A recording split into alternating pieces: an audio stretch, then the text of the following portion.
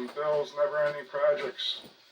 I tried the best I could to show how to read the schematic for those the score motor graph on 1958 Williams shortstop deluxe baseball game.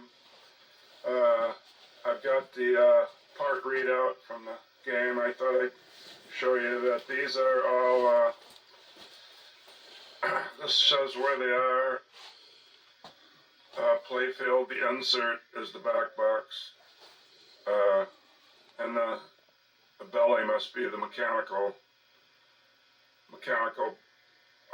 layer of the no, that says cabinet. But anyway, it's not so much where they are. It's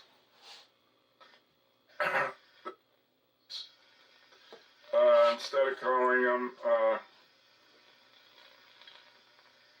plays. So the bank reset, the big bank reset, I think is on 110.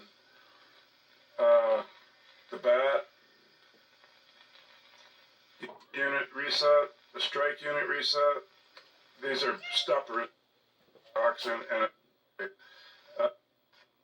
unit. That's the belly. Strike units in the belly.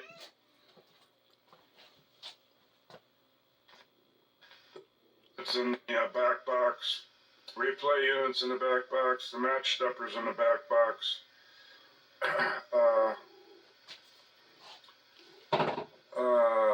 Run stepper.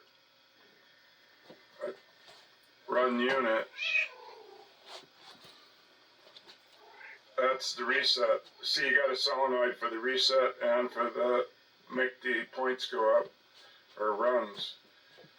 So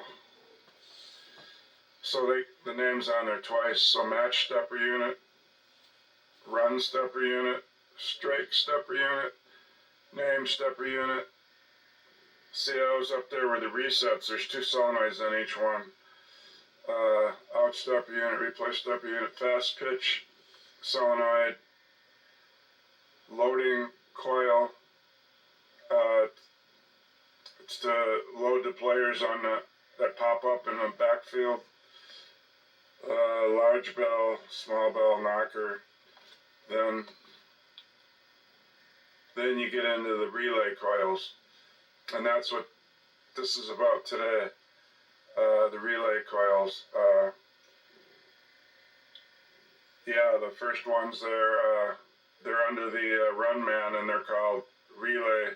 It's a funny name for them: relay 2, relay 3, relay 4, and A motor relay and B motor relay.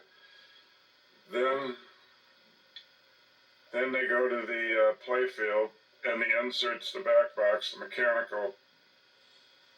I don't know what the mechanical. Let's see. So if you got the insert being the back box, man unit being the running man unit, playfield being the thing you lift up when you work on it, and yeah, the mechanical BD, it's the, I don't know what BD is, but it's the belly. So these are in the run man, the pitchers in the playfield, of course. These are relays.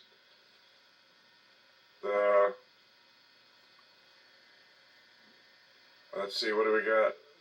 Okay, you got to start down here because that's the way it is. That's what we're going to be dealing with today. The 25-cent relay, index relay, start relay. This is all to start the game. The 25 cents I'm going to explain is to get your credits up on there. And then it also has to do with starting the game. So you got index. I say it spells is, so you got the 25-cent one. That's how you memorize. Then you got is, index and start. Then you got, I call it right and left, so it's reset, hold, and then lock's supposed to be up there because that's the way they are in the machines. You got R and L, so reset, hold, and lock. Then you got second player setup, third strike relay,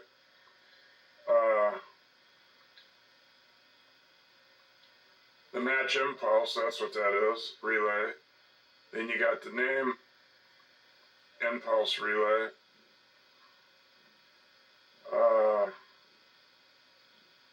Name impulse relay, name reset relay. Then you got the high score impulse relay. That's in the, it says it's in the bottom.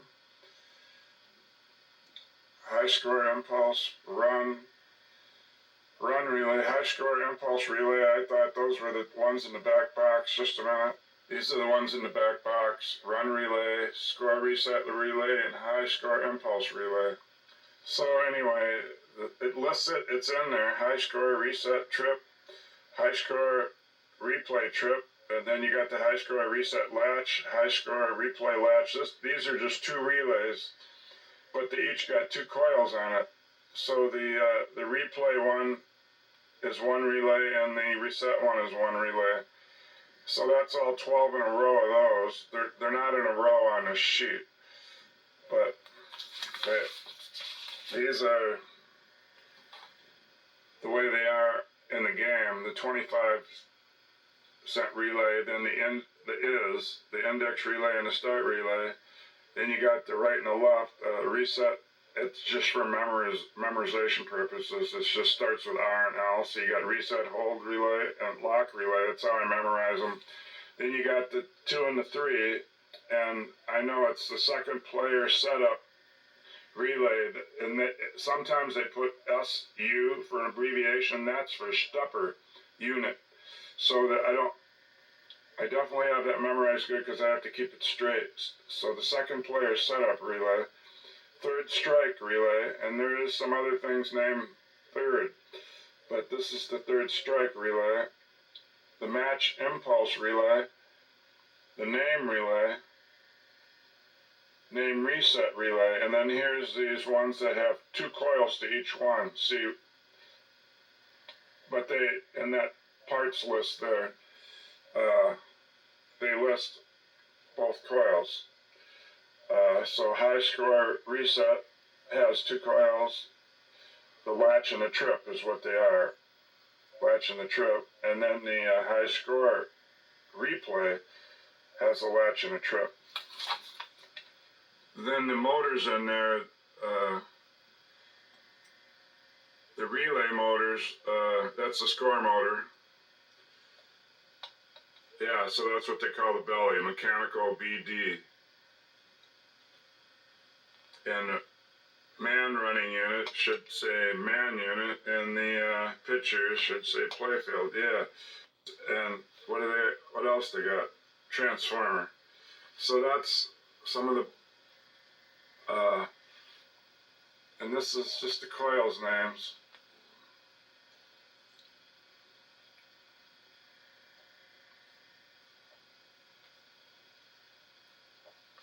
Okay, I learned a lot more about the score motor after I done the score motor presentation of the switches that are around it, and how to read those on a schematic on this game. But on 2 years newer game,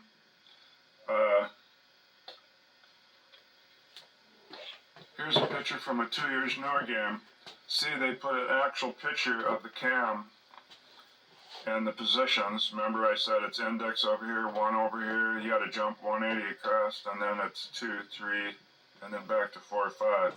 Now I just noticed that if this would have been 1, 2, 3, 4, this is not 1, this is index, so if it would have been home, 1, 2, 3, then it would have been 4, 5.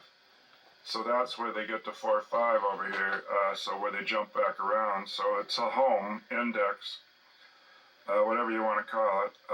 Some people call it 0. So you got 0 or index or home, 1, 2, 3, 4, 5. And they do give you a picture like this. Let's look at what shortstop gives you. This is what shortstop gives you. They just show that there's 3 stacks of switches. This is what they did in 1958. And they do tell you that it's these are the timing things. Now, I never looked close at this, so I never understood it. I didn't even know which cam this was. Now I realize, you see these dwells? There's 4 of them. So that means it's cam B, the timing cam, the one that counts. I found all this out. It goes counterclockwise, but the timing marks are, see how this one right here is just at the edge of that? That's so it has all this real estate when it turns and starts going this way. That's so it has all this real estate here before it drops in this dwell. And when it drops in that dwell, a cam follower will drop in there and the switches will all change state, and that's what cuts the relay off, so it doesn't give it the next 5 for the next one. So you see this is right on the edge. That's the key. That's how it counts. Now, to give it, this is for to get all five counts, pulses. This one gives it 5 balls. This one gives it 4 balls. And this one gives it 3. And they don't use this one in shortstop. And this is what gives it the pulses. This is the bottom cam, called the impulse cam or cam A. They layer them A, B, C, so this is the bottom cam, so we'll call it cam A. It's even labeled cam A. This is from the 2 years newer pinball. This is where I learned this stuff because they picture it. It's not a pinball, a baseball, I mean. But this cam is the same as mine. All 3 cams are the same as mine that I'm going to show you, except that they don't put these cam rollers, cam followers on here, and then their layer of switches. This bottom one, I think the bottom impulse cam, they only use one position, and because you only need one position to count these teeth going in and out for the pulses. So then these are all just empty. And then it looks like they just wrote them up there. You'd think they couldn't turn them so you could read them because it would hit these, I guess. So then they made them so you have to turn it sideways. But this is the only cam that doesn't, and then they put a number. So you would say then, in this case, they're using number 5, which should be this one. Then they left the number off. But anyway, these are the teeth that give the pulses. And let's go to the next cam. That's about all this one does here. Okay, this is the great thing about the 2 year newer. This is a 1960 instead of 1958. See, instead of just showing those 3 things, I'll show you those again so you see what I mean.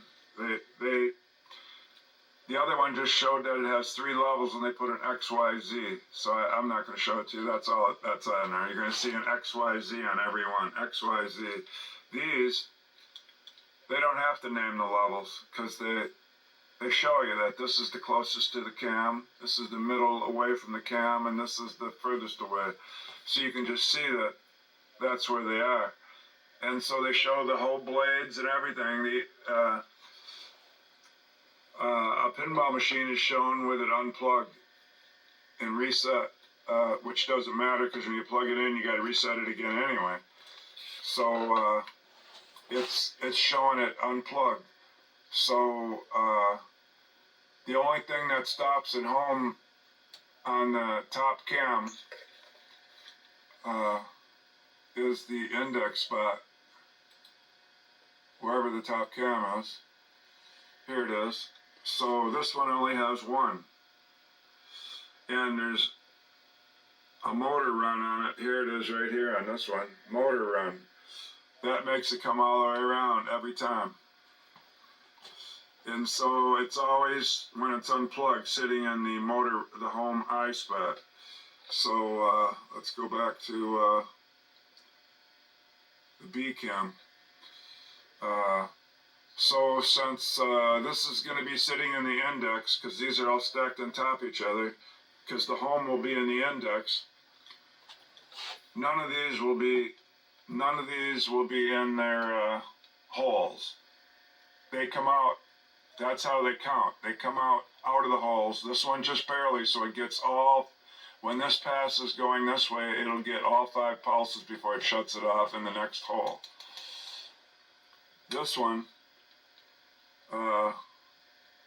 will get this much real estate, because the cam goes counterclockwise, so it'll get this much real estate before it hits. I'll count 4 balls, credits.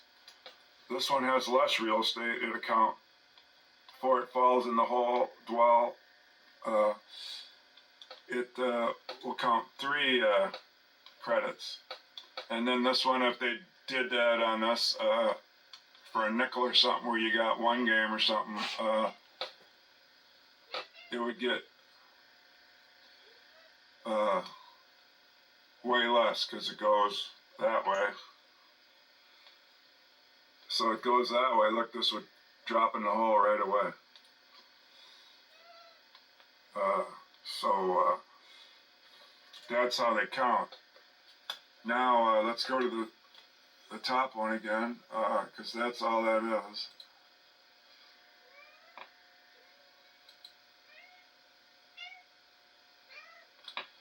But the top one puts switches at every spot. Now I'm going to take mine and I'm going to erase all these. I'm going to use their picture and I'm going to erase all these. But somehow I'll probably have to change some of these switch configurations, because they're not all going to be perfectly matching where they're closed or open or make and break. But I'd like to take my graph, which is just all this, that we were reading in the last video, where I was showing how all this stuff, you know, all this stuff they're giving you here, most of it is on that other one, is on these, because it's all filled out right here. That's what I'd like to turn mine into, where I take all that stuff off those, and off this, because this is all they show you here. They don't give you the leaves all out, and but they did give you the timing for the real estate that passes and counts, but I never noticed it. It wasn't until I got these pictures from the 2-year newer one that I realized it, because it's so easy to see here. That's why they don't see, index comes out in the dwell. None of the other ones do. That's how they count. If they came out in the dwells, there would be no counting. Okay, so let's go on to reading the schematic, a circuit. Okay, the first one in a row from the top relay switches is the 25-cent relay. So I made a blank page where it only has stuff from that circuit. So you drop in the 25-cent coin. It shuts this switch. This switch being shut, this is the ground rail over here, and this is the hot rail over here. So when this switch is shut, it makes a path on a parallel one down here. If this wasn't here, this would just be a series one from here to there. And as long as the door anti-slam is shut, when you put the quarter in, the 25-cent switch is what the little wire that the coin passes and trips. That pulls in this, the 25-cent relay coil, which pulls in its switches. And I write down notes on the side what the switches do, but that's what we're going through here. So it makes this go from here to here, which completes the circuit. The load of the circuit is like a light would be. The load is pulling this coil in, pulling in the plate on the relay, which pulls in the switches. Now they're all normally open are now contacting. That when that pulls in, this has 3 switches, and this is switch 1. It says so. 25-cent relay, switch 1. Okay? So that's how you know. And there's 2 other switches that shut. So switch 1 shutting makes this circuit. It's gonna, when the machine's unplugged, I finally figured out why they show these different. Because some are shown, when the machine's unplugged, some are shown closed and some are shown open. In this case, when this machine's unplugged,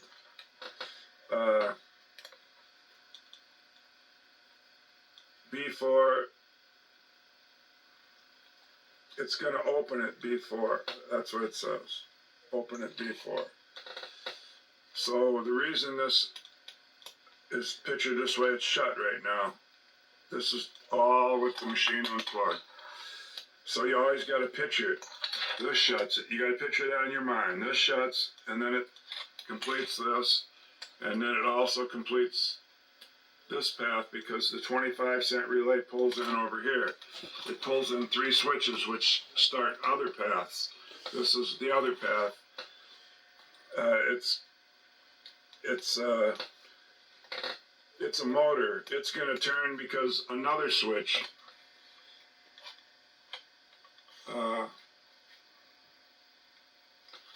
25-cent relay, number 2 switch shut, and that's going to start the motor. Okay, that's what number 2 switch did. And when that motor turns, it's gonna, it says right there, it's gonna open it B cam 4th position. Okay, and when it does that, it gives you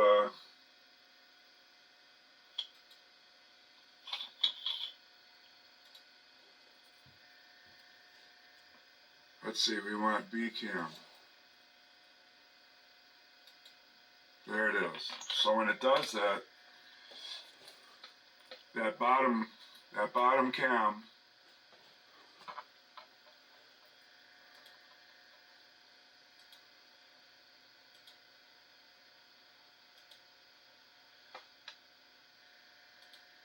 this one is going to count these off.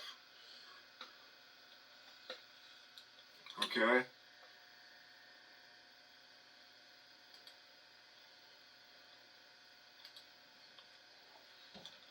Then the middle cam is going to drop it in the hole. Now remember that, because that's where we are in that circuit. It's going to drop in that hole when it turns.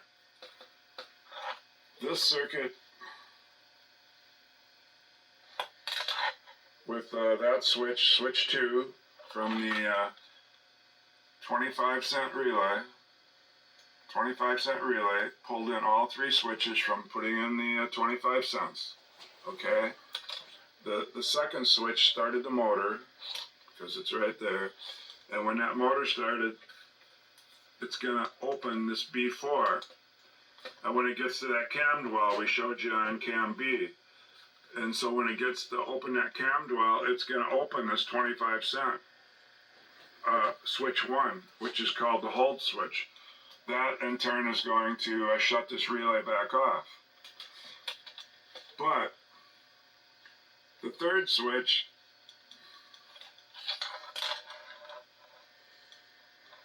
Down here, this is that impulse, bottom cam, making the 5 impulses.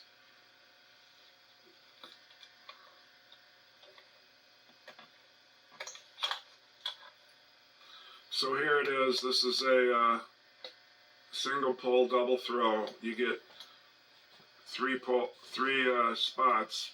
So when this is shut this way, but when it shuts this way, when it pulls in, again, when this pulls in, that's the 25-cent relay pulls in. It shuts this switch.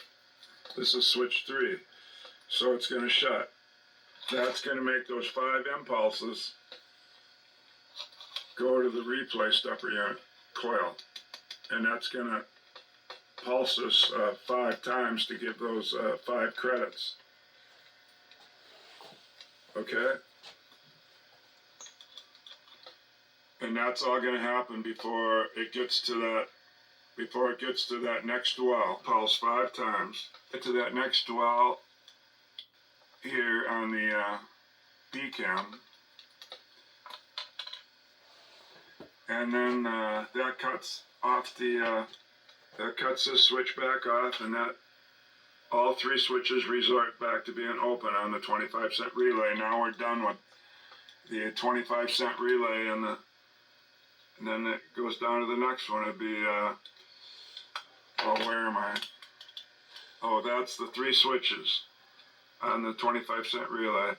The hold switch, number 1, start the motor, switch 2, and switch 3, the relay stepper credits. So every time you research a relay, like 25-cent relay,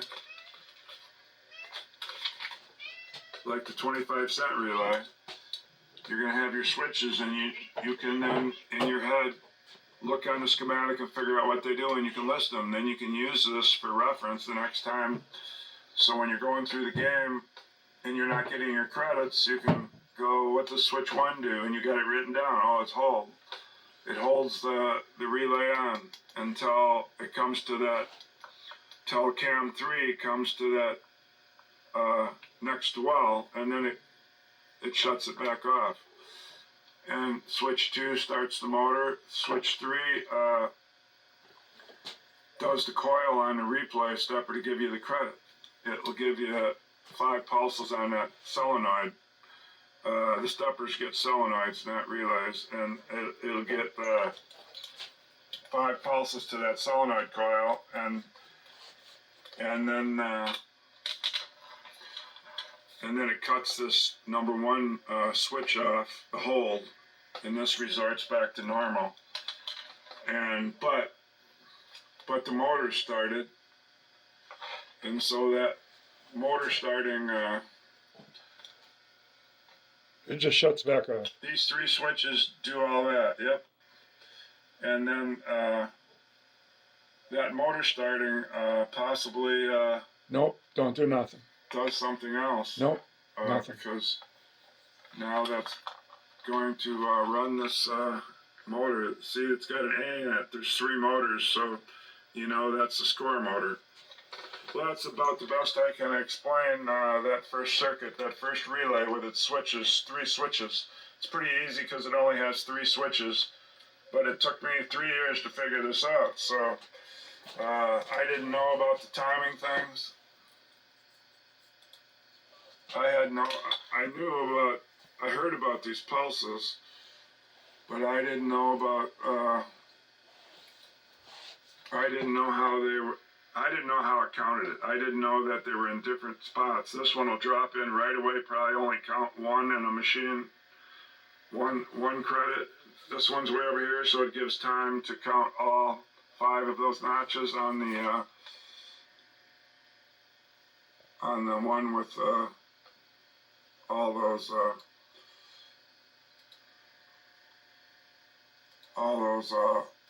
teeth.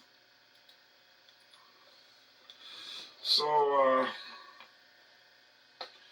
here's what it took me hours and hours to read. Now that I got this down, here's the other thing I'm going to show you.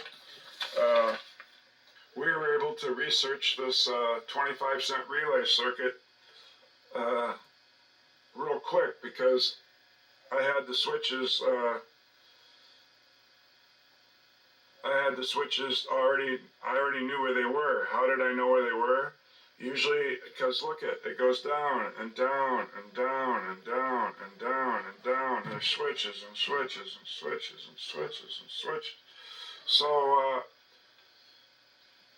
you always look near the circuit that it's hooked to. So there's the 25-cent relay coil, which hooks it to a circuit going this way, so you always look that way.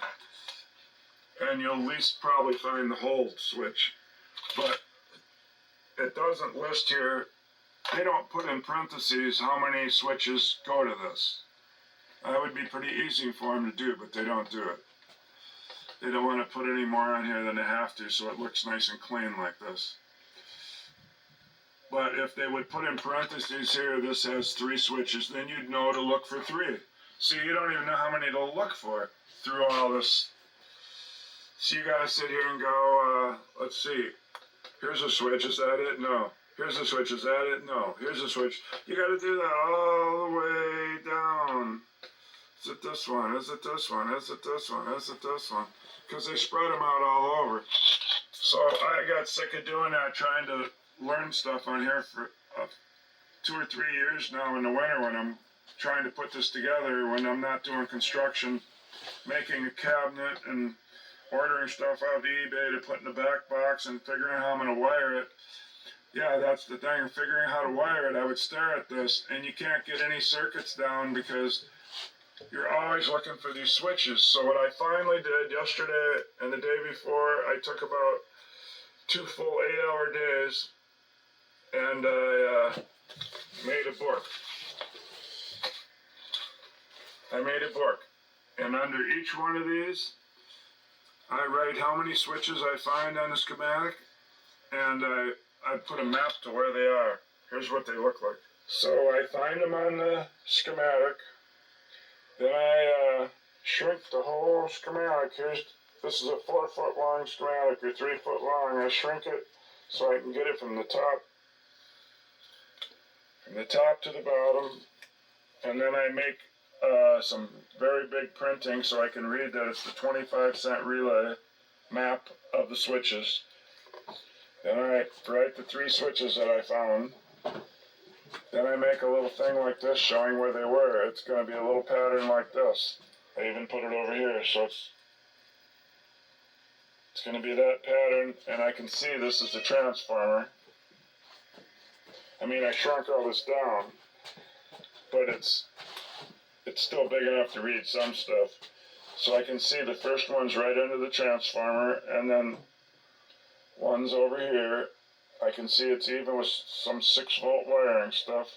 And then this one down here, well, you can kind of tell it's a quarter way down. So then you know right where to look. So then when I'm gonna review this circuit, I know right where to look. There's that one here. There's that one down here. So then it makes this shape. From here to here, from there to there, and then from there over to there, in the middle. So that's the shape here. So then the next one,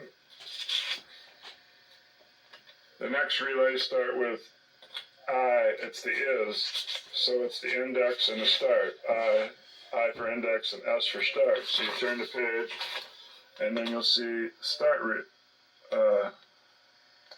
wait a minute, index is, index start. I must have turned 2 pages. Found out I just put this book together. I just found out I put these 2 pages in the wrong order. But still, it'll show me. So I just gotta skip a page, that's all. So here's I think I found 1, 2, 3, 4, 5 switches. So I put the first ones to hold. Second one's in series with the second coin relay. The third one's in series with the start relay. The fourth one's parallel with the lock relay. And the fifth is in a parallel stack with two others, the home run switch, the index relay switch 5, and number 4 relay of the run man, and that's the 4 relays of the run man. So that's my notes from where these are. Here's where I did it up here. It's going to be switch 1 here and switch 3. So there's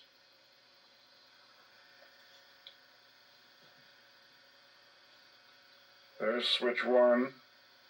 There's switch 3, so I know to look there. Here's the transformer. It's just below there and then below that. Then there's no switches till you get way down here.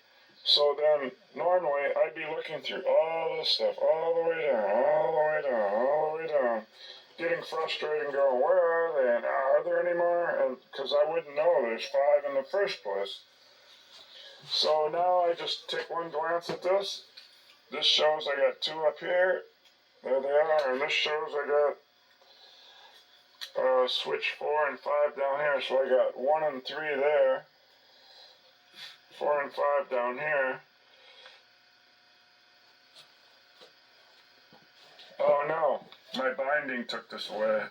Here's switch 2 over here. So it's a little triangle here. 1, 2, and 3. So it's, you know, I had to shrink this, so I didn't print the big type right here, just from not doing that. So I'll use a magic marker or something. But so here I got 3 switches up here then, and you got the 2 down here. So right away you know that. So if I'm going to review this next switch thing called the index relay, I would right away be able to bring this up and go up and down and maybe put a green circle around it like this, and then get all the switches found, and then start reviewing that circuit.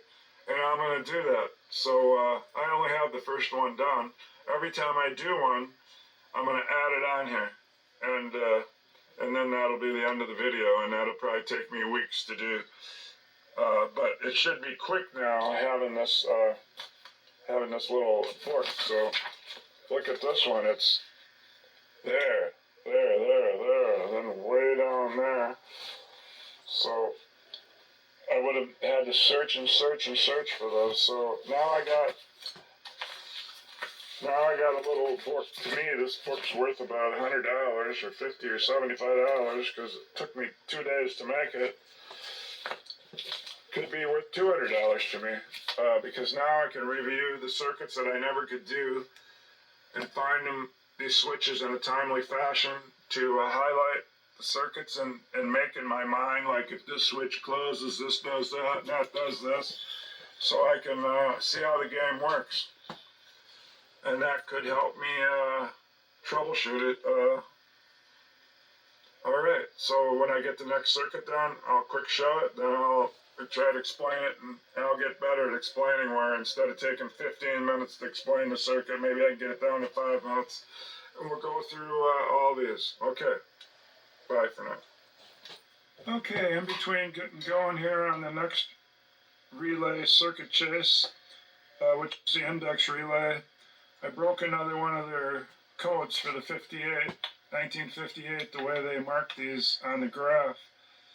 When you have a make and break switch and you're talking about the layer of the switch, since they use X, Y, and Z, here this is B cam position 4 switch, and the switch layer it's X, which would be the first switch, but you got 2 feeds, and I just figured it out. In a make and break switch, that's why you have double duties written down.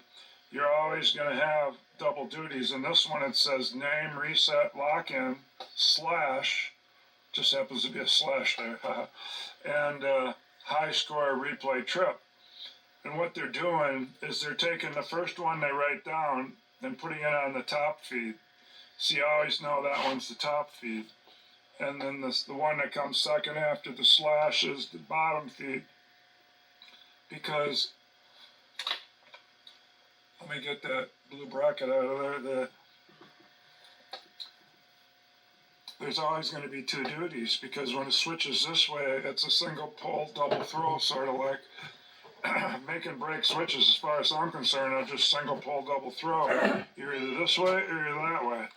So this way, it's going to give duties to the name reset locking,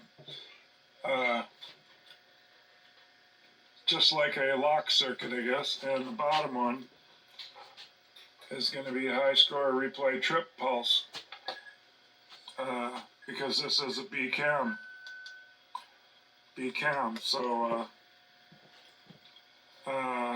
that's just what I figured out. I broke that code. Here it is where they had it written down. Okay. So anytime you see a 3, it means not normally open, not normally closed, but single pull, double throw, make and break switch. They have double duties here. The first duty was index relay lock-in and motor run. So the top feed, remember I showed you, was this one, and the bottom feed was this one. I'll show you again, and you can see how that worked. See, there's the top feed, the first one they wrote, and the bottom feed is the second one they wrote. The thing is, what are you going to name it? You got two switches in one thing, and if you had enough switches on a stack, I mean, where it came way out, you'd run out of letters.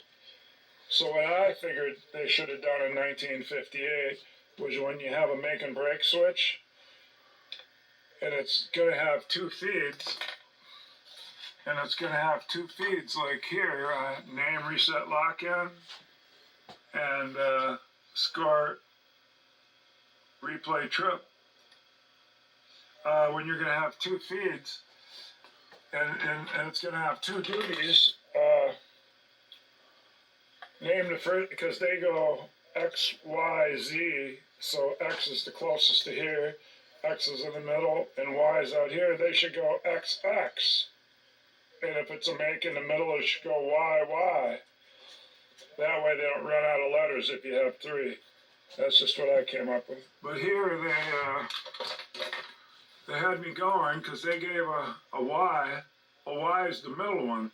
So on this one they gave a Y, but then another one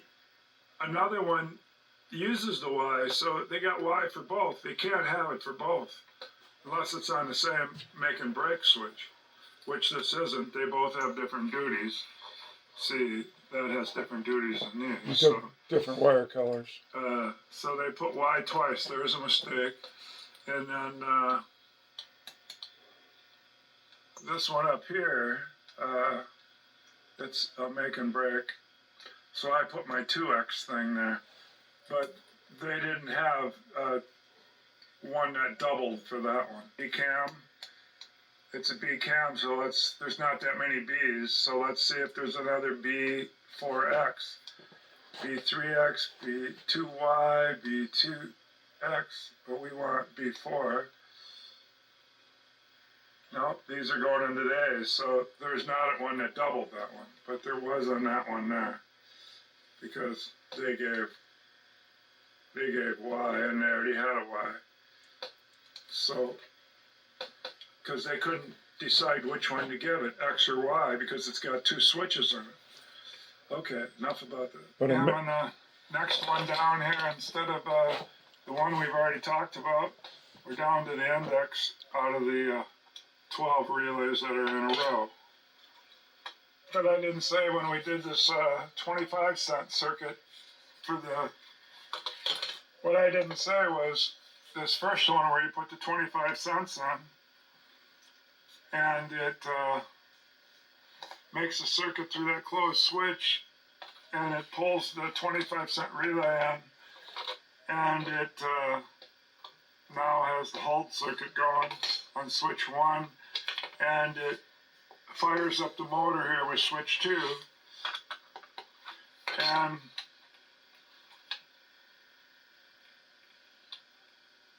with switch 3, it gets the impulses to the replay stepper. All that has nothing to do with playing the game. So I guess I can have a non-working game and just this part could work and I could get 5 credits. And it has nothing to do with starting the game. It works with these coin acceptors or whatever they're called. It's called a slug rejector. I want for mine is a National 200 series.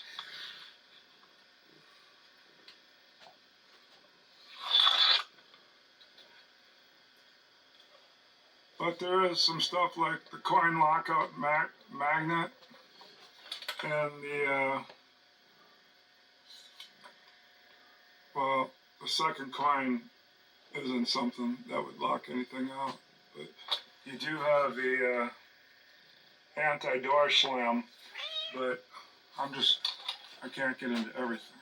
In the coin lockout magnet and the anti-slam are just switches that if you're not doing anything wrong with the coins or with the anti-slam, it's all going to work.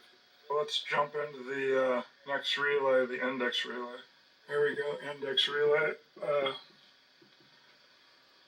Here's where I got into this, trying to read the code on those single pole double throw switches or make and break switches. 2 hots, 1 ground. Right away on this index thing. 2 hots, 1 ground. So anyway, since putting the 25 cents in didn't start anything, it just gave you credits. Here's where you actually push the button. It's called the replay push. You'll push that button, and then it gets its ground going all the way back to that make and break motor switch. There's only one make and break switch in the shortstop motor switch on the C cam, and this is it. And there's one on the B cam. That's it on the score motor. But this top feed, it's called a relay lock-in. Relay lock-in. And it's going to give you the index involved in it. Once you turn it on, it goes over here, and once you turn it on, that's the coil for the relay index. When it pulls in, it's going to pull in all 5 switches. And one of those switches is the hold switch. That might be one reason this calls it the index relay lock-in, because when this is shut, it will give this juice and then lock, and the index relay switch 1 comes on and locks it in until this kills it. Gives it a ground. And when this is on the bottom, cuts the ground. This bottom feed, remember the second part, index relay lock-in and motor run? Well, so when it kills this lock-in and kills the index and knocks that out of the picture, because it'll drop down to this one, this is the motor run. This will keep that's the motor. That'll keep the motor running after the index switch is shut off. So what else do we got? That's switch 1. And switch 2 is the second coin relay. Of course, you got to have the out stepper unit on what it's supposed to be, and then you're supposed to have the game over. I mean, both these switches have to be shut. The game has to be reset. And then you can put this. Then you can put the second coin on. Index switch 2 does. That says switch 2. Now let's go further down. Now we got switch 3. What does switch 3 do? It's simple. There's nothing over here.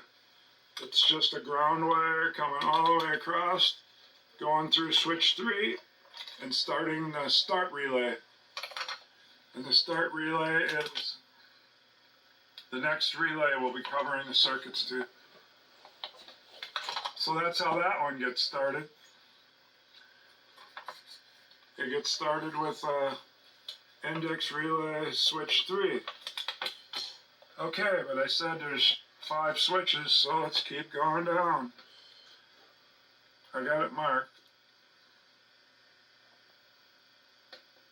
That's the other make and break that I was using to break the code. The top duty is written first in the schematic graph, then the second one.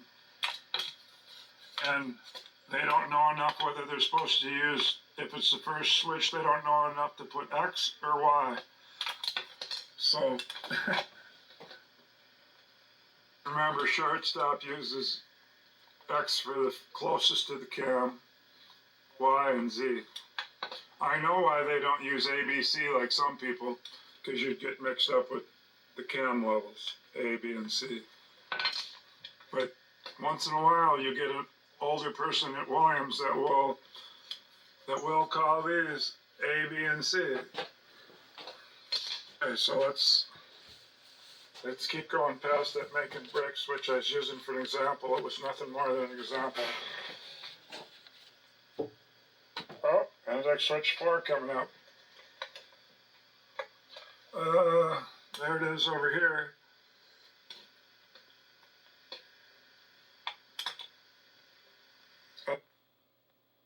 Relay switch was pulled in. Oh, I see. Look, switch 1. Switch 1 is always a hold switch. So as soon as this thing here goes over here and energizes this lock relay. Oh my gosh, we're turning on the lock relay now. The lock relay is, remember we just turned on the start relay? Now we're turning on the lock relay that's after the reset hold relay. So we just turned on 2 relays. And the reset hold I missed. I'll cover it later. So anyway, that's what 2 of the switches were for, to turn on 2 relays. Let's see, is there a switch 5? Yeah, there is, switch 5.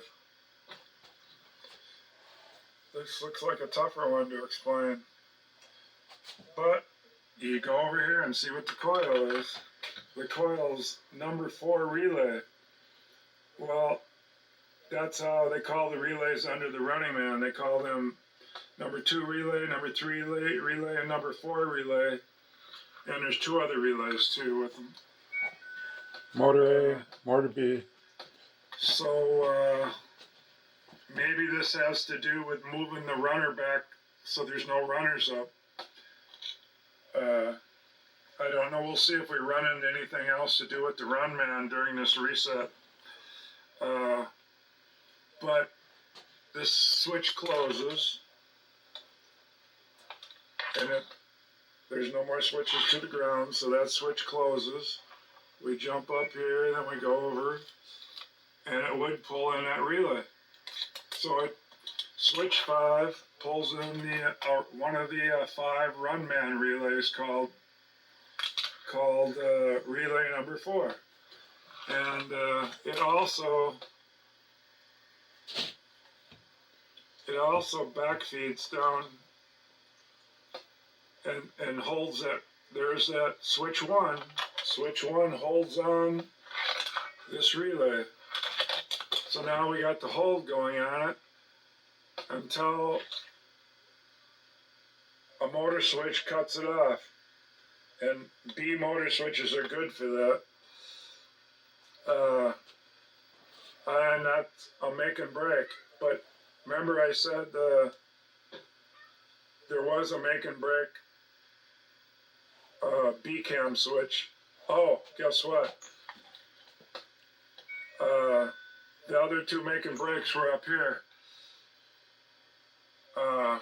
That's one of them.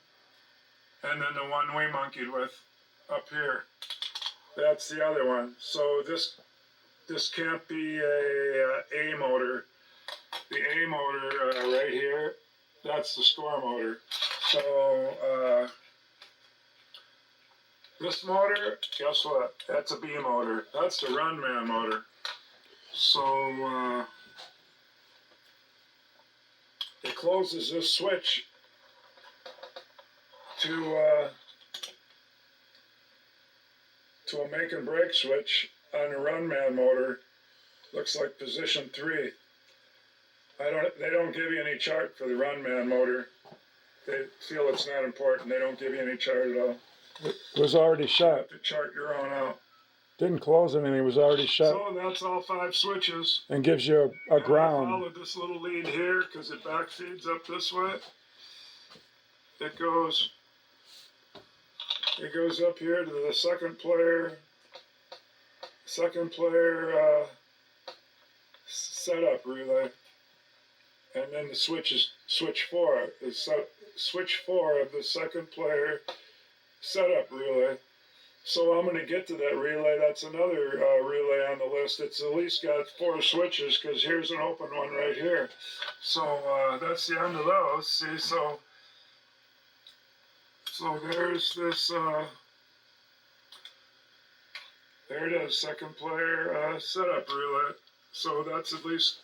That had, what was that, switch 4, so there's going to be at least 4 switches for that. Okay, so that's the review of the index relay. We know it turned on. We know it turned on the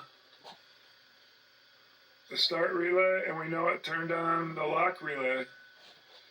That was 2 of the switch's jobs, and 1 switch is to do the hold. Another one was down to that run man switch. And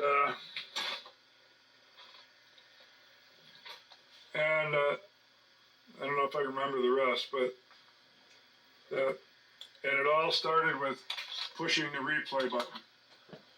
So now the reset's totally going. And then when we read the next one, the start relay, we'll see where that takes us. Okay, I got another one reviewed. It's a few hours later. So we've done the 25-cent relay, and we've done the index relay. Now we're on the start relay. I'll recap a little using my sheet.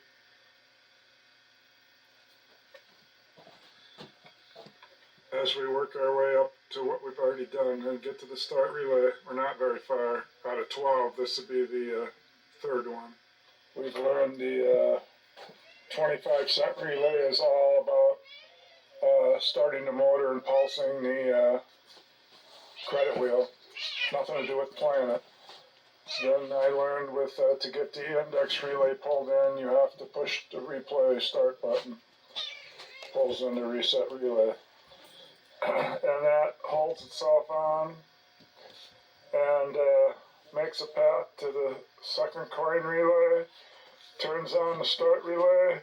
It's kind of like an assignment. It assigns jobs here. Turns on the second coin relay, turns on the start relay, turns on the lock relay, turns on number 4 relay of the run man. And by turning it on, I mean it pulls it in. And now we got this one. It's a bit harder. So let's get into it. Okay, so right away, like usual, I find switch 1.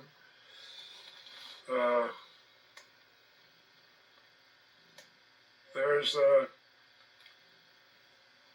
start relay, switch 1.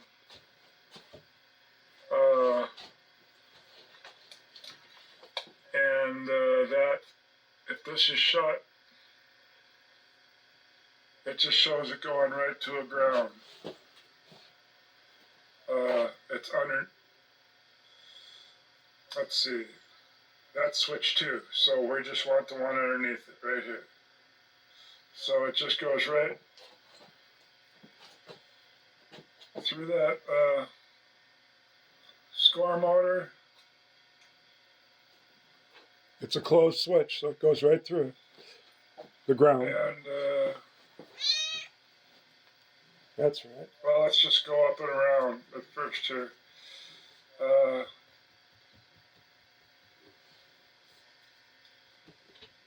That's a bunch of switches, that's for sure. we know that index switch is shut because that was the previous one. All those got pulled in. And there's the start relay. And here's the switch one that holds it on. And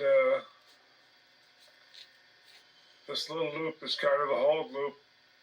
And I wouldn't doubt it if that motor switch there kills the hold loop. That's what they usually do. And let's see, switch 2 is over here, we see.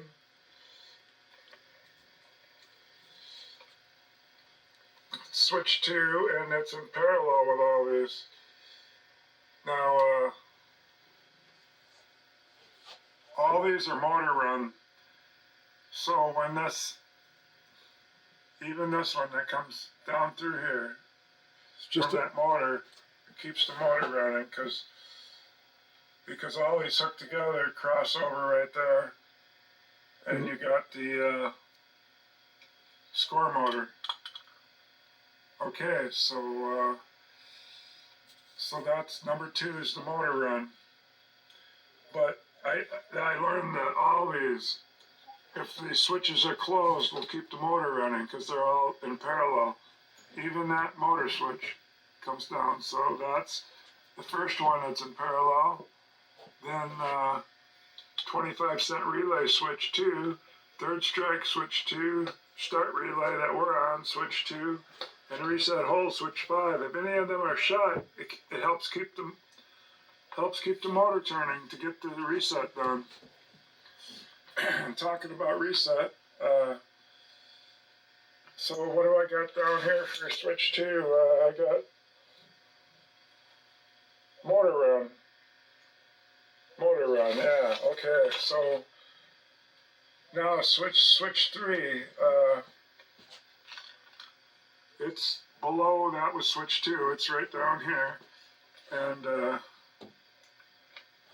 switch 2 is going to get connected over here. This is going to give it 1 pulse. This is not a B cam that has 4 dwells to stop the counting of the A cam. This is just a C cam that only has the dwell at home. This says 1C. The graph says a whole bunch haven't been matching here, so I put it's either 1 or 2. They don't match.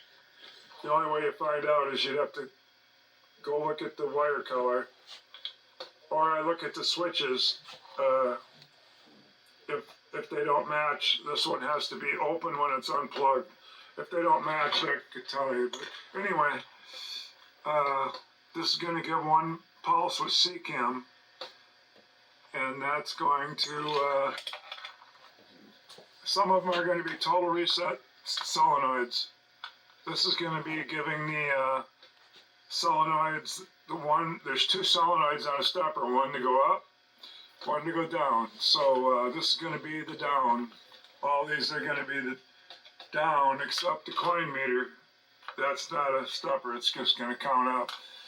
So you got it's going to reset the run unit, which is a total reset. It's going to reset the out unit, which is a total reset. It's going to chalk up that you put a coin in.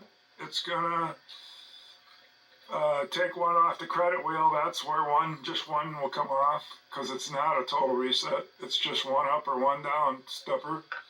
And then it goes up here and goes over here and comes down to here, which says go see another one. So I did that. And here it is. It was even further down than the other switch we're going to cover. So there it is. And it puts you through the match adjustment so you can have it off, skill, or mystery. And then it depends where you got it plugged in. It's going to come over in it. And if this is a 1 notch up, 1 notch down, I believe. So it's just going to give it 1 notch down. Well, the rest are down, so I figured. Then we got one switch left, and we're done with the what's this I'm doing called? It's called the start relay. So let's look for a relay. There's the start switch 4. I don't think there's 5 switches, only 4. So it's in turn with the loading coil. It's in line of a whole bunch of switches, a whole line of switches. That's the loading coil. That makes the run man pop up. And then it comes around and goes across here. And that's the run man motor. See, it's the B motor, so it's not the score motor anymore. So that would start this up. So I'm pretty sure that this is to bring any run man, any base runners where it gets them off the field. That's my guess, because the rest were resets.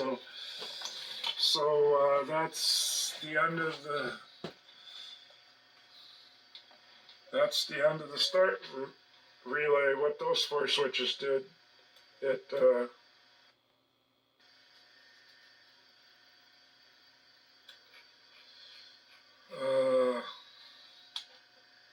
that's kind of where it says everything I just said.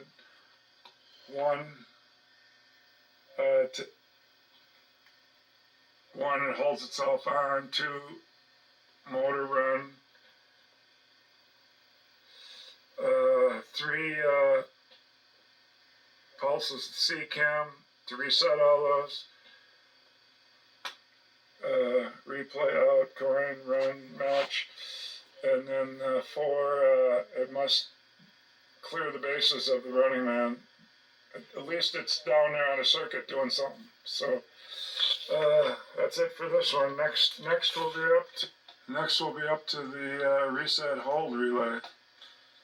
Whatever reset hold, it must have something to do with the reset, and this has got everything resetting, so I guess it would hold things. I don't know. We'll find out as I read the switches. Okay, see the next one. I seen here as I walk upstairs from the basement when I go down to check stuff on the machine, I passed my bulletin board where a few years ago I tried to write the startup sequence down on here before. And I noticed that when I got to the index relay, right there, when I got over to here, it said the second coin relay also connects it to the reset hold relay. I had missed that because when I was just upstairs and I was starting the reset hold relay, it wasn't turned on yet. So I caught something a couple years ago when I was trying to study this that I didn't catch this time. But I corrected it. I'll show it to you up there. Okay, remember the new, 2 years newer machines. Mine's 1958, and this is from a 1960 machine. I brought it up before. That they changed how they do it. Instead of making a graph where they give you all the stuff on top, like cam, switch, type, wire colors, and duty. In 2 years from now, from 58 to 1960,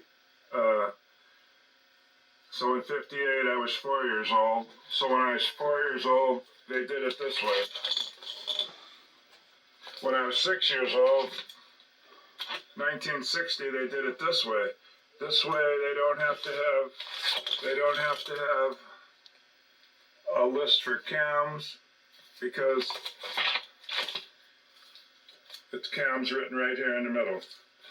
They don't need a list for switch positions that go around the 360, because they give them to you. They give them to you here.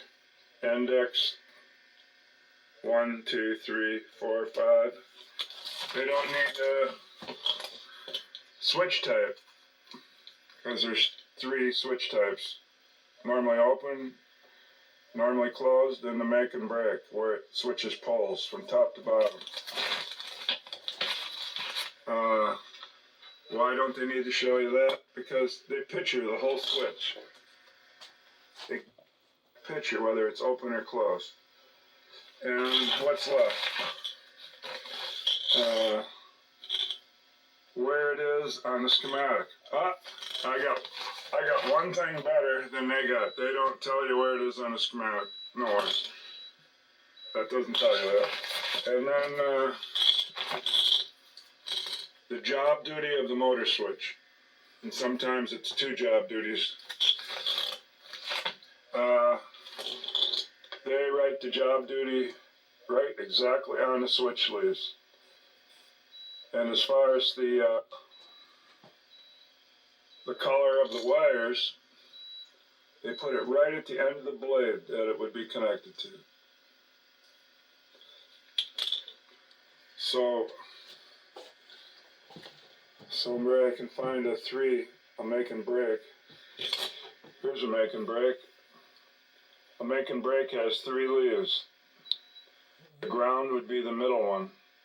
So a lot of times on the score motor, you see the middle blade on a make and break. You see it loop around to another ground like that, because that's the ground. And then these are your 2 hots. It's either this way for one job duty or this way from another job duty. All the rest of the switches are just 2 leaves. That's all the complicated of that is. It's pretty simple, really. It's just that ground is the middle leaf on a make and break. And make and break's either open one way and close that way, and then it switches and it's the other way. So that's why they don't bother saying normally open on this side, or normally closed on this side, normally open on that side. They just call it a make and break, and then they picture it on the schematic to how the machine is when it's unplugged. Okay, so that's enough about the difference between a 2-year newer machine and mine. Of course, this is the better one. You can see exactly everything that you could see on that graph right on these pictures. It was cam A with all the pulses, cam B with the different real estate, where the switches are different real estate, so it drops in this and stops the pulses, and cam C, where something stays energized all the way around till it drops back in the hole and cuts the switch off. So that's the difference. This one, if it's normally open in the dwell, will be closed all the way around. No other cam can do that, and no other cam can do like cam B can do, where between here and here, which is between here and here, it can cut off the pulse in different spots, because these switches are hooked in different spots in the real estate between here and here. So this cam, it's all about between here and here. And here, you know. And this one's about it going all the way around. And this one's also for just pulsing.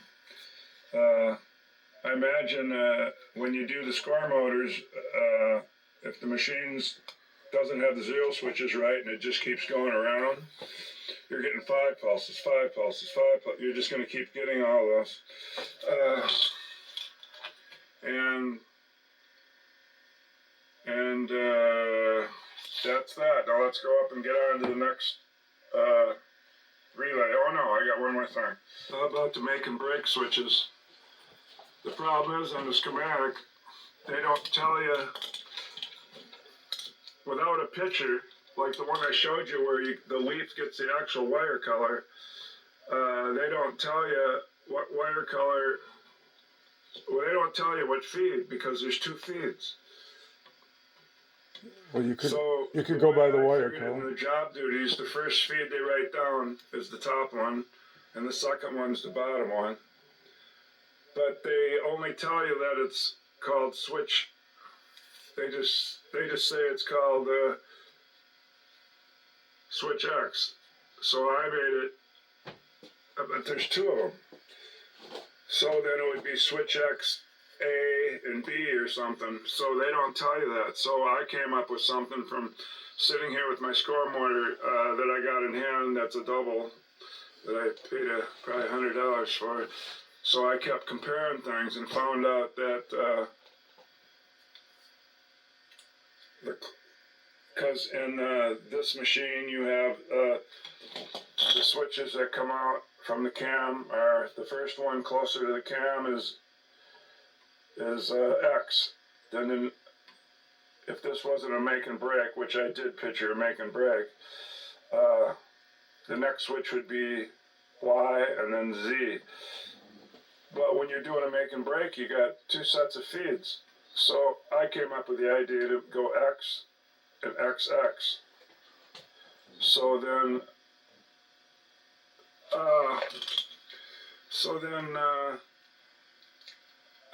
I'm just going to remember now that XX will always be the top and X will be the bottom. I think that's the way it goes on a schematic. They just don't label them at all. They just call the whole thing X. But it's obviously two separate feeds, so you got to know that, and that's why they quit doing this. That's why they quit using this style and went to where they show the cams in the picture, because this just doesn't work. You can't tell what feed they're doing. Now, if they would have done X and XX, that would have worked, but they didn't do it. Takes a lot of reviewing when you got 160 switches with who knows how many relays. Even the motor run man, that thing, has, of course, underneath, it has a 5 set of relays. 1, 2, 3. Yeah, it's weird names. They named them 2 relay, 3 relay, 4 relay, A motor relay, and B motor relay. But it has 5 relays. We're on these relays, 12. We went through the 25, went through the index relay. The index relay must be called index because it turns a lot of things on. It turns on the second coin relay. It turns on the reset hold relay. It turns on the start relay. Turns on the lock relay, and turns on the number 4 relay of the run man. So I guess that's why you would call that an index relay. Then the start relay, let's see why they call it start relay. The start relay, switch 1 holds itself on, switch 2 starts the motor, switch 3 starts the resets match stepper, run stepper, replay stepper, out stepper, and tallies up 1 coin for the coin meter. So it starts all these things. So let's see. 4 starts the load coil for the run man, and it starts the run man motor. So the start relay says it starts everything. The index relay is because it turns everything on and like a list. Pulls all these relays in, which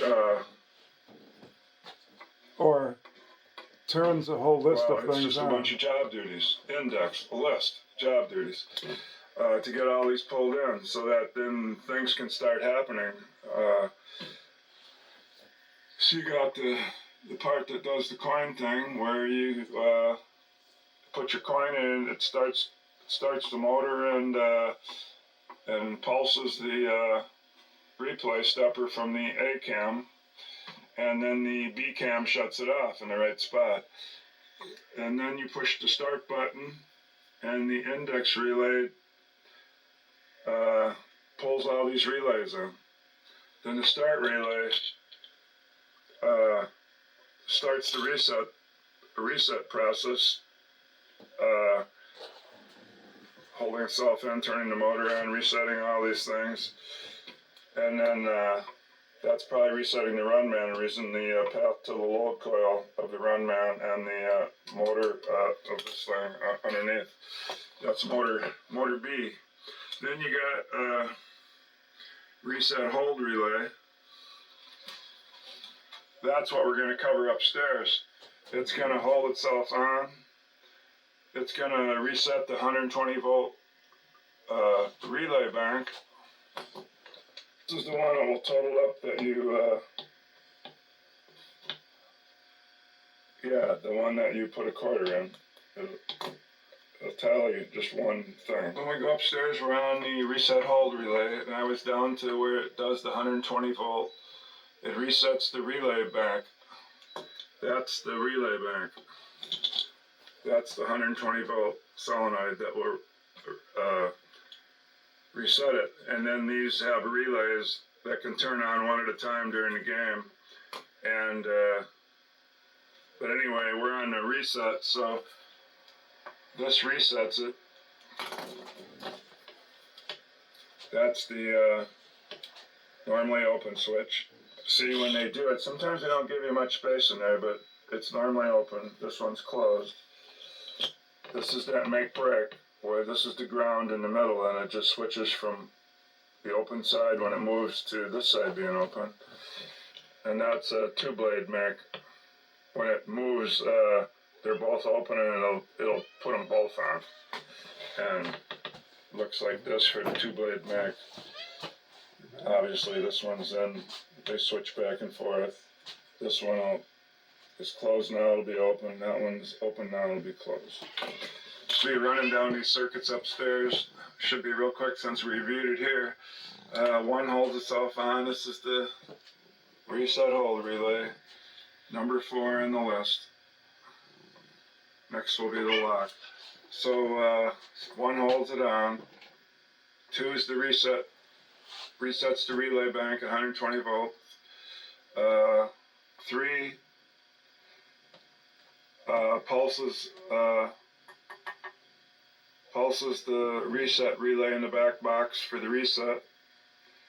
Number 4, it's a series circuit to the load coil through 4 other switches. And 5, switch 5, it's a score motor.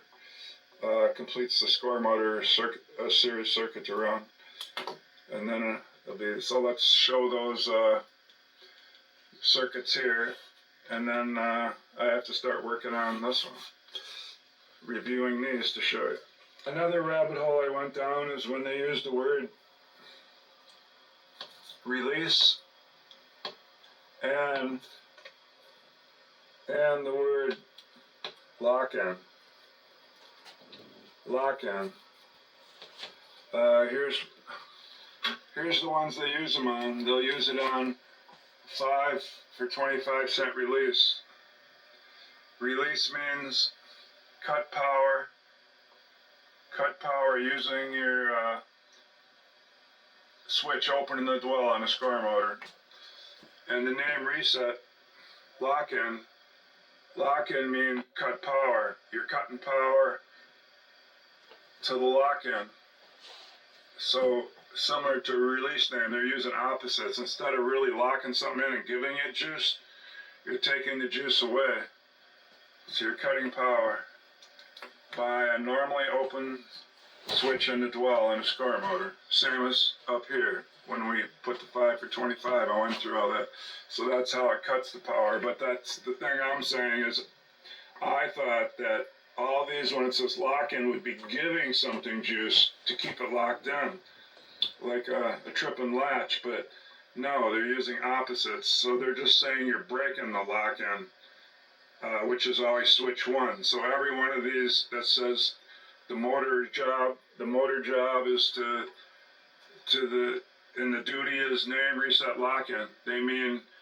They should have said name reset brake lock-in, index relay brake lock-in, start relay brake lock-in, and then I wouldn't have had to go down that rabbit hole to figure out what was going on, or the third strike brake lock-in. So that was a rabbit hole I went down to. They use opposites. It doesn't mean lock it in, it means break the lock-in. It means the name reset lock-in, the score motor is going to give an open switch, and the dwell unit's going to break the lock-in. That's my interpretation of it. I also read these 3 cams on the newer machine when they make it easy to understand. There's none of these name, reset, lock in, index, relay, lock in, start, relay, lock in, third strike. There's none of those descriptions. It's too confusing. They got rid of it. It's the reset hold relay circuit for the 1958 shortstop deluxe. If you come down on the map of the schematic to number 5, and you come over, you get where the coil is. Let's see. So reset hold. Now, how does that get pulled in? Because all these lists that I'm going to give you of the reset hold don't do any good unless it's pulled in. This is the one I missed. I did it in green here. The reason I missed it, when the replay button was pushed,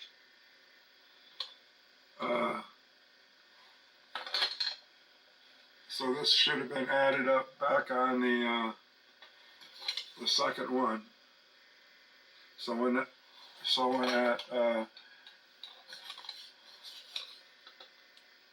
so that index that turns on all those relays, I missed how it turned on this one, because here's how it turns it on. You push this in, this gets a ground through this normally closed switch in the score motor over here.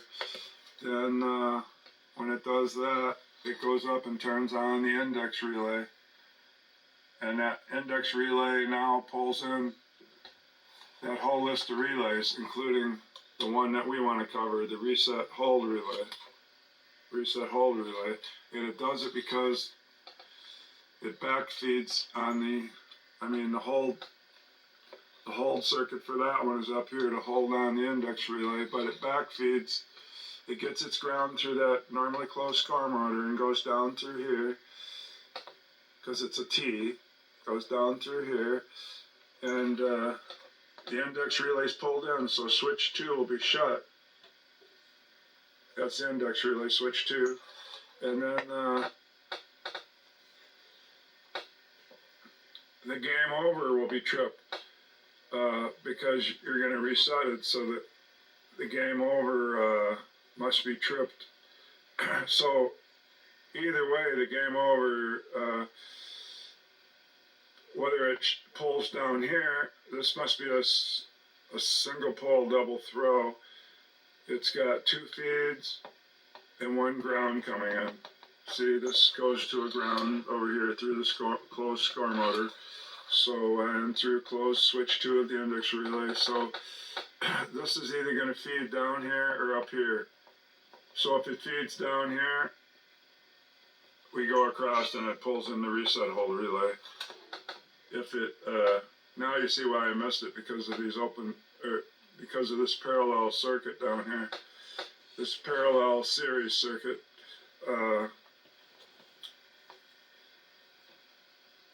So if it goes down here, when game over, it's going to be one way or the other. And then once you start the reset from the index pulling in, who knows if it changes this right away. But if it's still game over, depends which way it is, it's going to either put it over to here to another one of these, and if it does put it down here, then it right away turns it on. But if it's still up here and goes to this one, now obviously I don't know which way the 0 switch is set for the out stepper. So, but we know it pulls in, otherwise the reset wouldn't happen. So one of these are right, so that the index will pull in. These single pole double throw switches, they're definitely going to be the right way, otherwise the reset would never happen the way Williams set it up. Okay, so that's how the reset relay gets turned on. Now, yeah, switch 2 is way up there in the top. It's the only one we've had so far. That's before the transformer. Everything up here is 120 volt. They say 110, but I think it went up since then. So here we go. Reset relay's pulled in. Switch 1 holds it on, and then we go down a number, and you can see we got switch 5. We'll cover that later. So since switch 1 holds it on, we'll go right up to 2.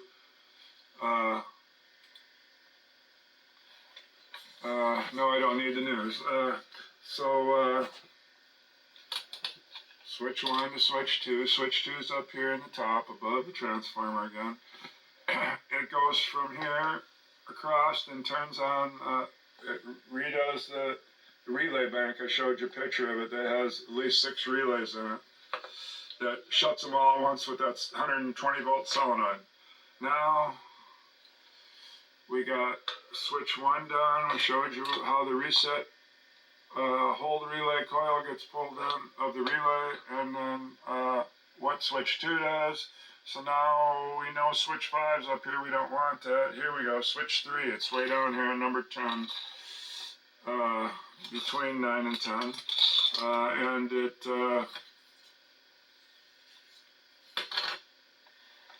Okay, this is the first one. It's different.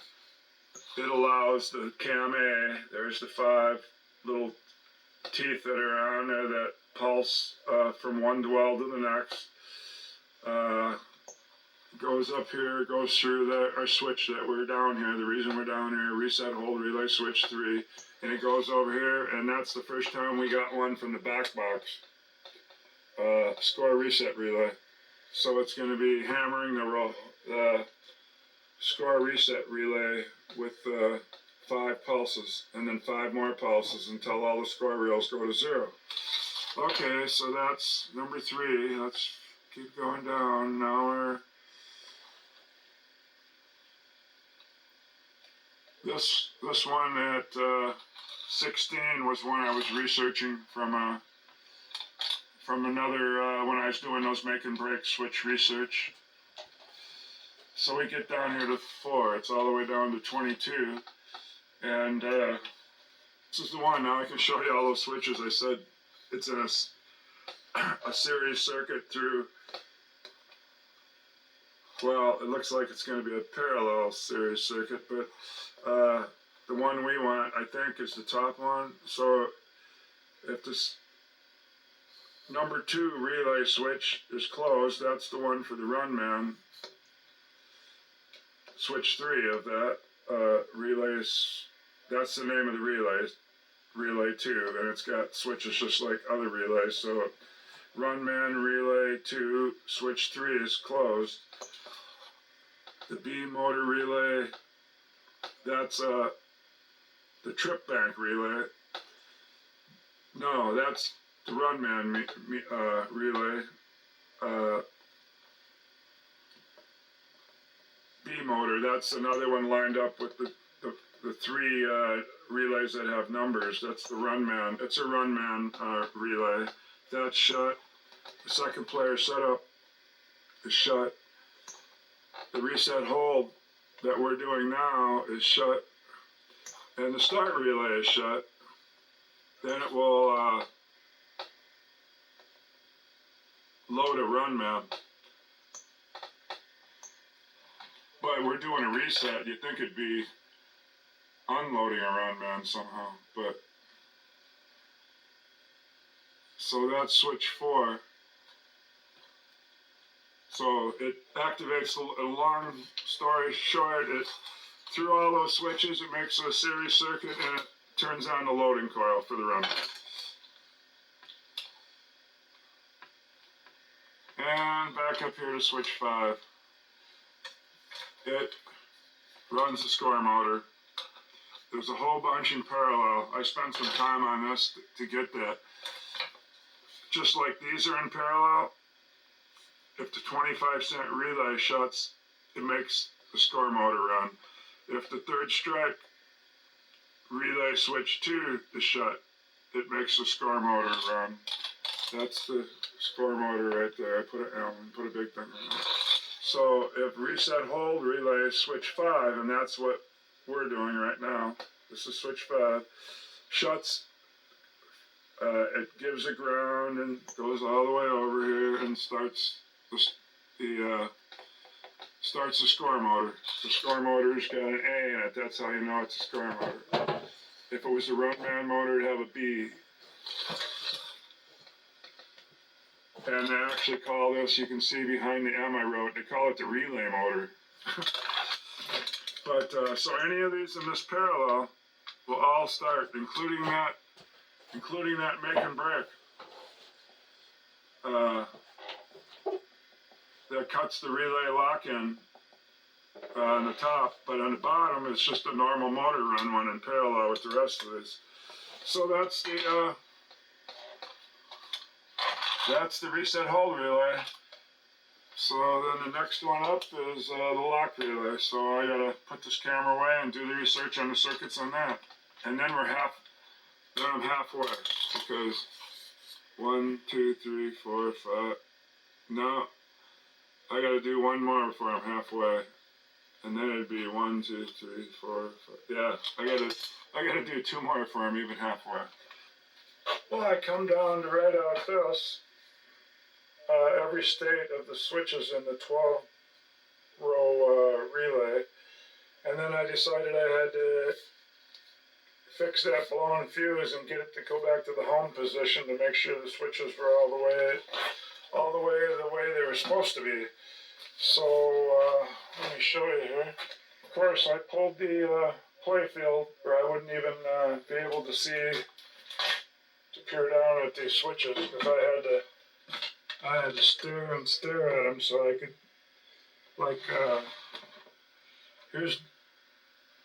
you always can tell which one's the match one. Look, only one switch. So anyway, I was looking to see if they're open or closed, and I was writing them down, and I was looking to see where they were located on the relay. So I did that, and then while I was at it, I wrote down the state of the motor switches out of the dwell or in the dwell, wherever that would be. I got the machine to stop at home, but I went back here and started unplugging these, and it still wouldn't stop at home. I had all 3 unplugged, which would eliminate any of the back box. So then I thought, I'll unplug the run man. So I unplugged the run man one right down here.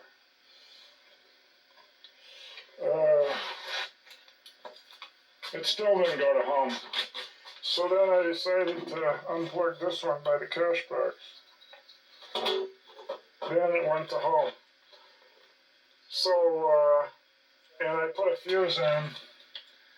It's not the right one, it was the second one there that was blown. The fuses are 10 amp, low voltage 10 amp, normal volt 10 amp, a line fuse 10 amp. So the one that blew was this one from me plugging in the back box stuff. Well, I plugged in this one, the run man one, the playfield one, and 3 in the back box. So I just wanted it at home right now. That's how I'll figure out which one's blowing the switch. And then I had some of those plugged in where it wasn't blowing the fuse. And things were going around that weren't supposed to be. This kept going. This kept going. Lights were flash, and the knocker would keep going. But anyway, I wrote down exactly if these are open or closed when it's in the rest position. Unplugged. And so I got through all those. Then I wrote down all 3 cams worth, so when I'm figuring out something on the schematic, maybe I can refer to that. And I think upstairs we're on the lock relay. This one right here. If you're on this one, we've done this one, reset hold, and now we're on the lock. And then we get to the one that has the most switches, the next one, the second player step-up relay. And that's got 2 on the top row and 4 on the bottom row. Yeah, I'm back. It's been a couple days of research, and I said I realized we're going to get harder. We started here, so I'm at the halfway point, because this would be 1, 2, 3, 4, 5, the lock, so this is number 6. And yeah, halfway point, and it was tougher, because it's got to do with setting up that second player. Now, before we started that, I'm going to throw in these little tidbits of information. One, this relay has the most switches. It's got 6, so that's one piece. So here's another one called second. It's called second, but this is the switch bank. Switches, there's 2 in each one. There's 6 of them, so 1, 2, 3. I think the match doesn't only have 1, and then so can't see the other set there, but 1, 2, 3, 4, 5, 6. The last one is called. It's not called second player setup. It's called second batter. Second batter relay. So don't get mixed up on these. Whenever you see these, you gotta. Since there's 2 of them, you got a right and a left.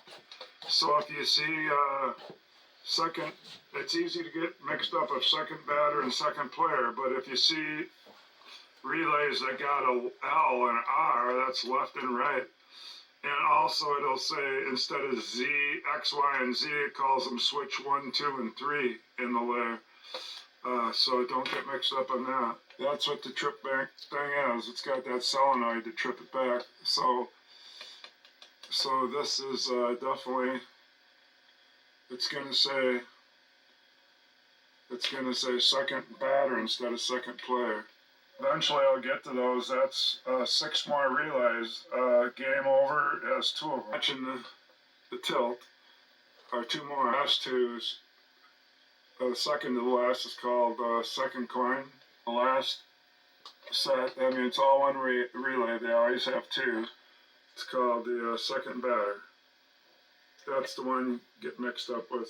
And I did some work, so when I get to these, I got it wrote down like the first 1R and switch 2R are both make and break. So I wrote all those down of what state they're in when the machine's unplugged and reset and unplugged. I also got energetic, and I got sick of not knowing how many switches all these 12 relays had. So I bent down over my machine for hours there and wrote them down and looked with a magnifying glass and stuff, and I wrote them all down. So the 25-cent relay had 3 switches, and it's normally open it, and make and break, that's normally open and normally closed. Then it had the index, which was all normally open, and it looks like 5 of them, and 1 was on a top layer. So I wrote that down in the start relay. I put down bottom row first, because there's a few here with 2 rows. Usually there's only one switch on the top row, but switch 1, let's see, they're mostly normally open. Switch 4 is normally closed, and the top row has 1 switch and it's normally closed. Reset relay, reset hold relay. Let's see, normally open. That must have been an easy one to write down, maybe, but if it had a top row, so that top row had 2, because I got top. So then the lock relay, that was easy, 3 switches. They're all normally, nope, the last one's normally closed. I was gonna say they're all normally open, but they're not. So there was 3 on that. And see, that reset hold did have 5. And now we're on the second player setup, the one that we're covering now. And so there's going to be 6 switches, so I made a 3 in a second row there. So it's normally open, up. If I put 2, that's a make and break. So normally open, normally closed. Another one, normally open, normally closed, then normally closed. Then the top row, normally open, normal now. Top, normally open. Yeah, so it's got those 2 make and breaks in this one that we're going to cover. So every time I cover one, I'll maybe show what the switch states are before I cover it. So we'll stop here because I'm only up to this one. This is the map to the second player setup. This is the index and the numbers where it goes down to 30. So down at 7, switch 3, all the way down to 13, switch 5. Yeah, they're not in order. Down to the 16 area, switch 2. And right under it, switch 1. And right next to that's the coil. So,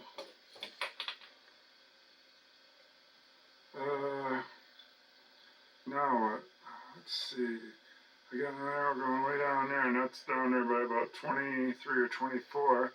That's switch number 6, and then switch 4. So they're definitely not in any order.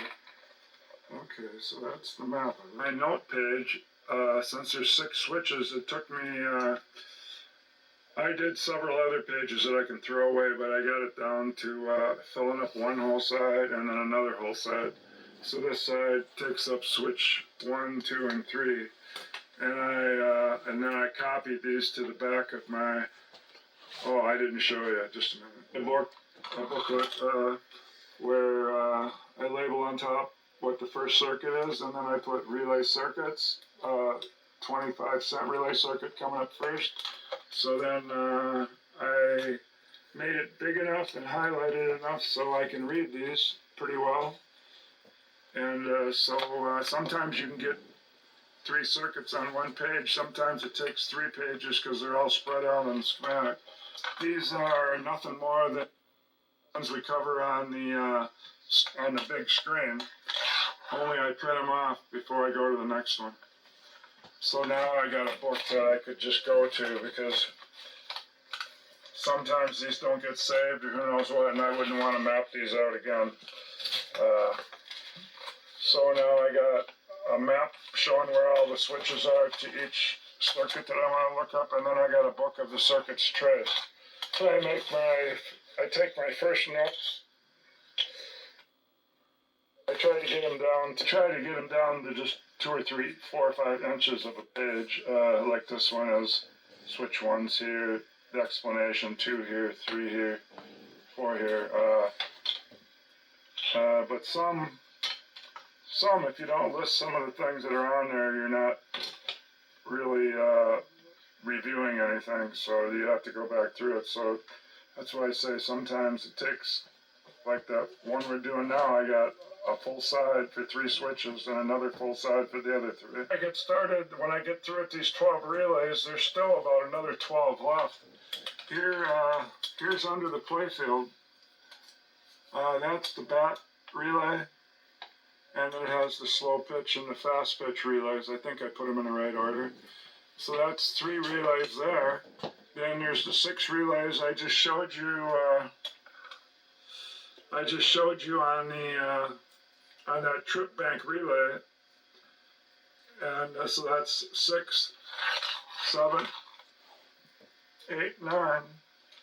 Then there's 5 relays on the run man, so 9, 10, 11, 12, 13. It's 14 more relays, and there is like a relay for a couple single things here and there. So let's just say 15 more relays.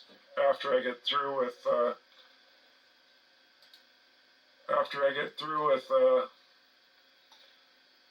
the 12, and now here's another cam with more switches, and then I covered the motor switches.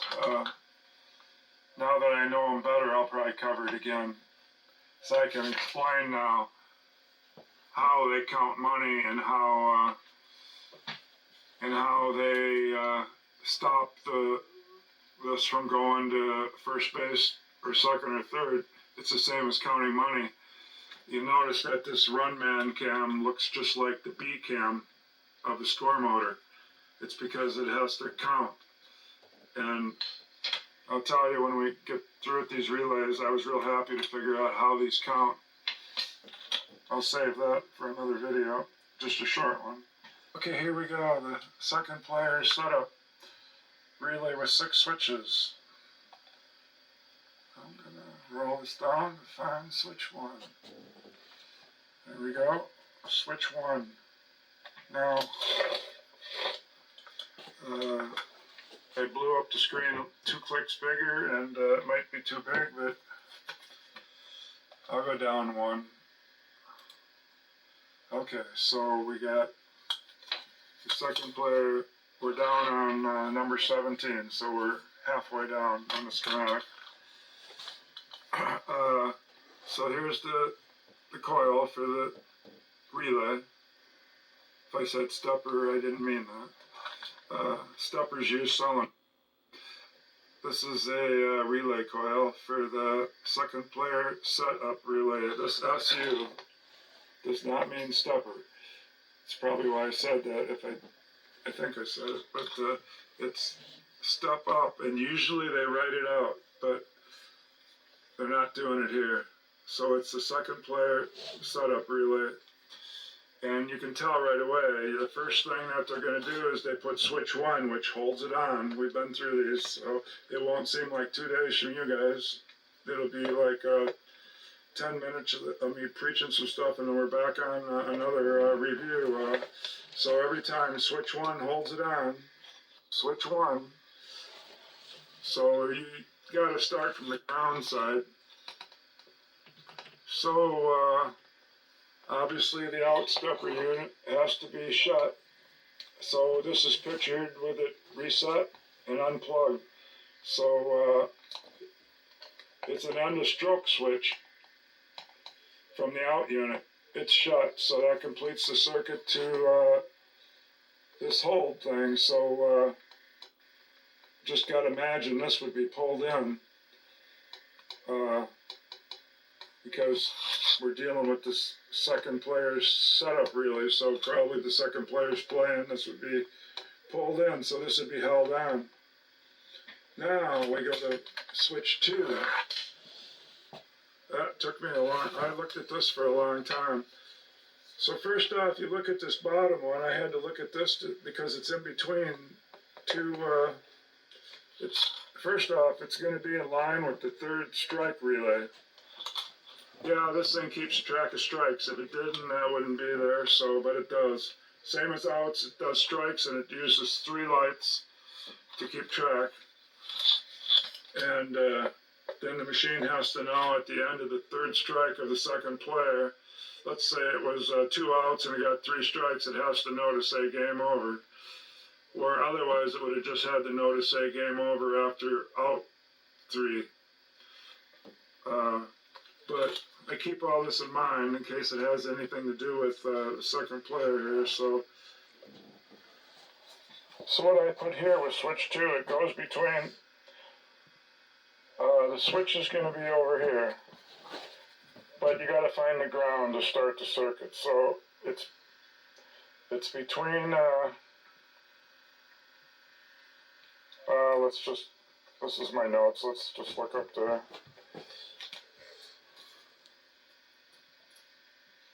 So here's switch 2, we're looking for the ground, and since it goes this way, usually it's up here and you just look for a ground over there and the hot would be over there. But this way it's cut in between 2. So if you were looking for the ground on this side, you go up here, it says go to F5 and look for wire color 15. So we go to 5. See how easy it is when I got those numbers there? And right away we see right here what it is, and I've already marked it from the graph what that is. That's reset hold and third strike lock-in. Now, if you follow this purple over, you can see this is the reset hold relay, so we don't want that part. So we want the part that says third strike lock-in. And now I know, and I spent a lot of time trying to see what this term means. It means opposite, so I might have brought that up already. I'm sure I did. Third strike lock-in should read break, break, hold. Third strike. I mean, it's going to break the hold by cutting the ground, because that's what they're going to use all these switches for scoring. This is normally closed. When this, it's going to be closed in 5C. So when it gets there, it's going to cut the ground. So let's go back. It's going to open to and F16 it's show going how it's going to cut it's the going ground. to open and cut the ground. So F16, there it is. Okay, so come over here, follow it over. There's the switch. There's the third strike. See how switch 1 is always the hold, so the third strike relay. So it's going to cut this hold by that switch on that motor up there. By cutting the That ground. switch on that motor up there is going to, Open at 5C and cut the ground. it's going to open, it says it right there, it's going to open in 5C. I like to say it's C5. It's cam level C, level 5, it's going to open. And that's going to break. Position 5. 15, and that's going to break this third strike relay, switch 1 hold, and this relay will go back to its normal state and quit holding in. I'm sure it isn't going bzzz. They're quiet, I think, and it's just held in. And I guess you can move these relays in and out with your fingers if you do it right, so you could trip stuff to try stuff when you're troubleshooting. But anyway, I'm not that's gonna... the side of it. It's going to cut this hold to that third strike relay. So, told you my quicker notes that I got all on one page. I'm not going to be able to fit any more on here. I wrote number 2 switch. I'm going to have... right here. Break third strike lock-in. I'll have half of this left. Third strike hold. It's This second player strike. setup. I don't know why they call it lock-in. Break hold, but it's cutting the ground and juice to that relay. So now we go to number 3. Number 3, I wrote that. I'm going to cut this off here. I'll put number 3 on the next video. Between score motor